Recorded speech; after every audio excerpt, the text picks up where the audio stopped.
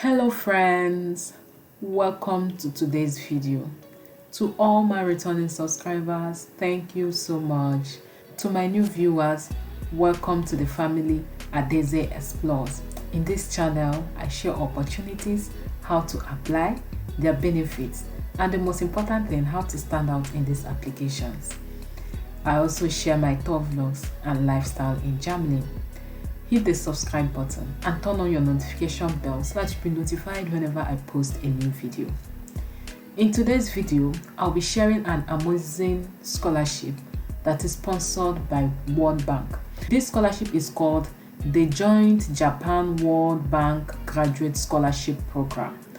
This scholarship is open to scholars from developing countries who have relevant professional experience and a history of supporting their country development efforts.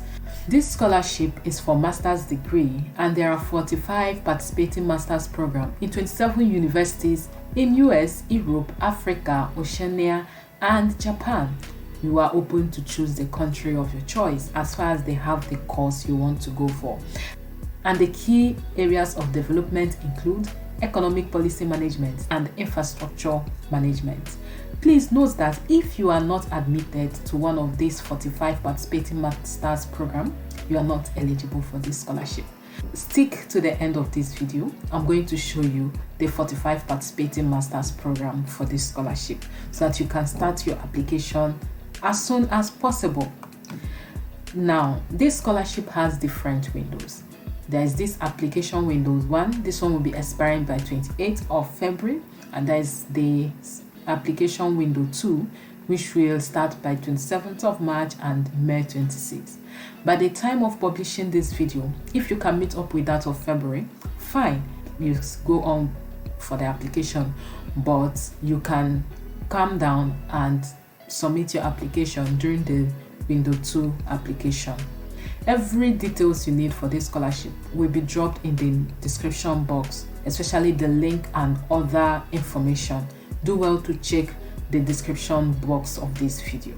Now let's look at who is eligible to apply.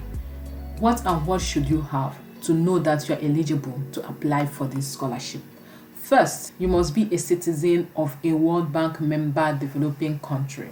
If you click on this list, you will see a list of different countries who are eligible for this scholarship. If you are from Afghanistan, Algeria, Angola, these countries are listed in alphabetical order. You can see Cameroon is eligible to apply, Ghana is also here, and Nigeria, my country, is here too. So if you are from Nigeria or any country around Africa, as far as your country is a developing country, you are open to apply for this scholarship. You must not hold dual citizenship of any developed country. So you should not be any citizen of any developed country. You must only be a citizen of a developing country. And then you must be in good health.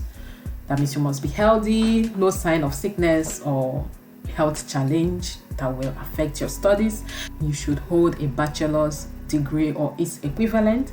This scholarship wants their applicants to have 3 years work experience after earning their bachelor's degree. That means after earning your bachelor's degree, you must have worked for 3 years in related field, and also you must be employed in development related work in a paid full-time position at the time of submitting this scholarship. So if you have 3 years experience and you're working in a related company, you are open to apply for this scholarship. The next one is, by the time of submitting your application, you should have an unconditional offer from one of the 27 universities. That means you have to apply for admission now. If you don't have any admission, then apply for admission so that before the deadline you must have obtained an unconditional offer, which you will submit together with your application. The last eligibility criteria is you should not be a relative to a World Bank staff. You should not be a close relative, mother, father, sister, half sister, brother, half brother, son, daughter, aunt, uncle. So you should not be related to any of the World Bank staff.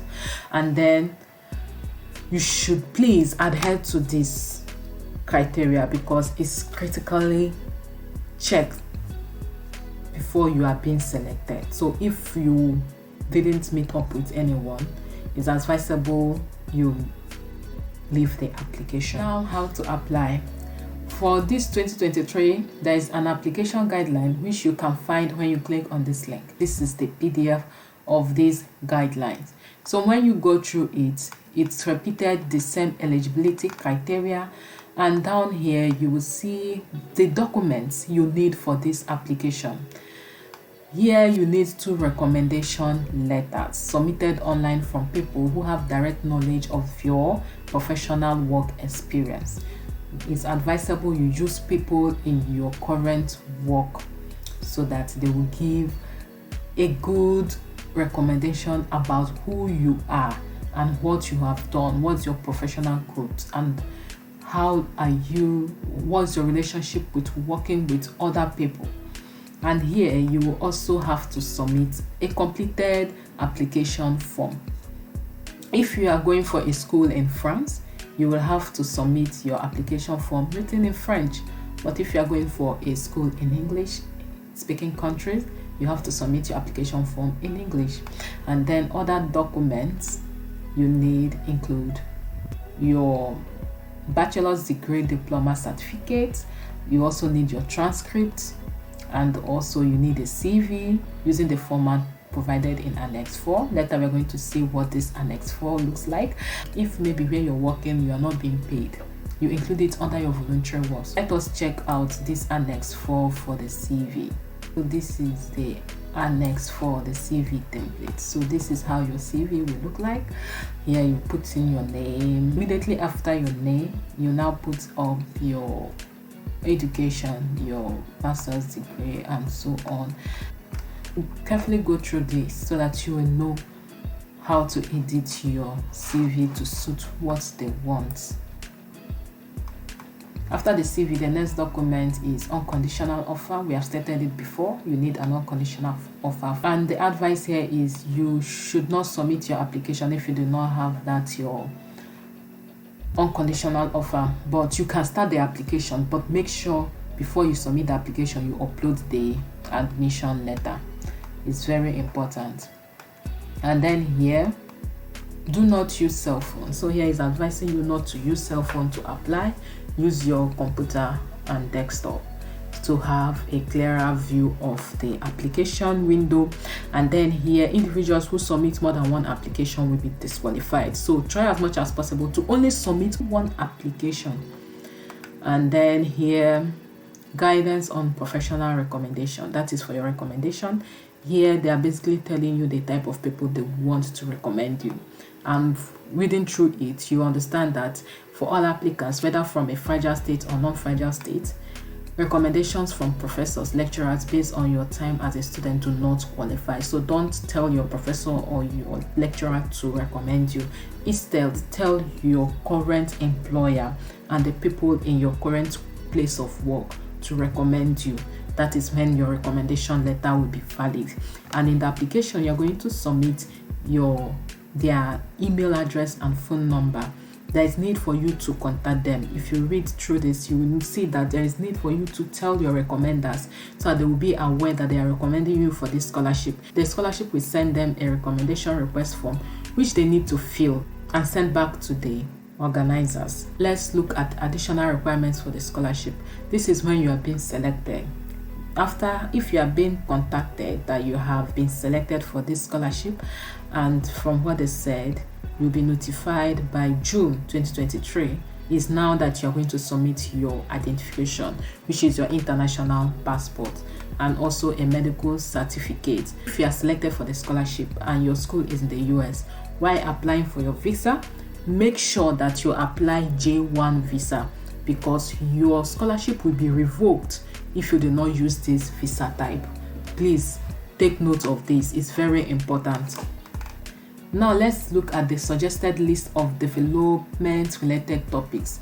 First is finance, competitive and innovation. So these are the different courses or topics that their courses are revolving on. Now let's look at the participating programs and the university. The first here is Australian National University, which is in Australia. Here you will see the masters that are sponsored by this World Bank scholarship.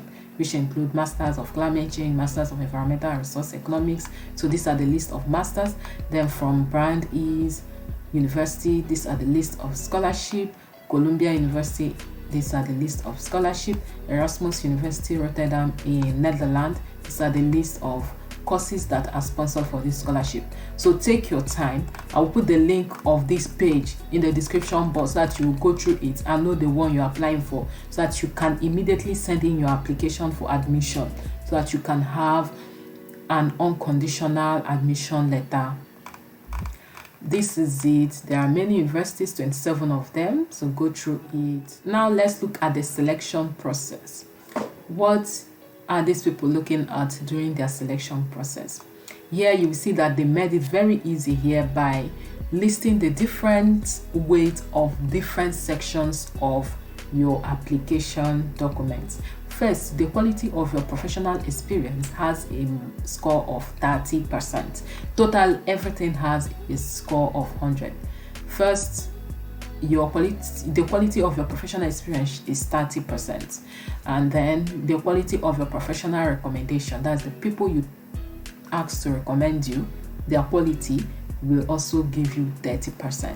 And the quality of commitment to your home country, this is more like your leadership and your voluntary activities, their quality will give you 30%. And then the quality of your education background will give you 10%. You'll see that your education background is somehow small compared to other ones. So there is need for you to have a good work experience and a good leadership and voluntary experience, so that you have more score than your. Now let's look at the benefits of this scholarship. This scholarship covers economic class air travel between your home country and your host university, and also they will give you a travel allowance of $500 on each trip, and then your tuition fee is waived. A stipend is being allocated to you. The amount of your stipend varies from your host country. If you're going to US, it's different from if you're going to Netherlands. This scholarship also does not cover your visa application cost, so your visa application is on you. Expenses to bring or support your family members, everything is on you. Extracurricular course or training is on you. We have come to the end of this video. Friends, I hope this video was helpful. Give it a thumbs up, comment, and any question you have, drop it in the comment section. I will always reply. Please share this video with your friends. See you in my next video by God's grace. Bye.